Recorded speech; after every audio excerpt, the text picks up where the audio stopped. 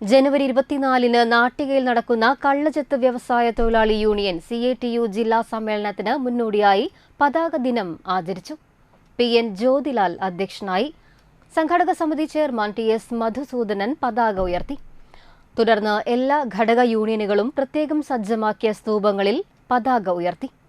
KK Ramesh, VK Sivarajan, KS Ajayan, PD Lohithakshan, D കല, KR Sasi എന്നിവർ നേതൃത്വം നൽകി. ഇതിൻ്റെ ഭാഗമായി ആദ്യഘട്ടം എന്ന നിലയ്ക്ക് എല്ലാ തലത്തിലുള്ള മേഖലാ കൺവെൻഷൻ പൂർത്തീകരിച്ചതിന് ശേഷം റേഞ്ച് സമ്മേളനങ്ങളും പൂർത്തീകരിച്ചു.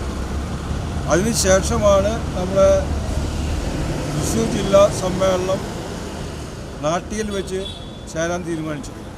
ഇവിടെ ചൂണ്ടിക്കാണിച്ചതുപോലെ നിരവധി പോരാട്ടങ്ങൾക്ക് സാക്ഷ്യം വഹിച്ചിട്ടുള്ള ഒരു പ്രസ്ഥാനമാണ് ചെത്തൊഴിലാളി പ്രസ്ഥാനം.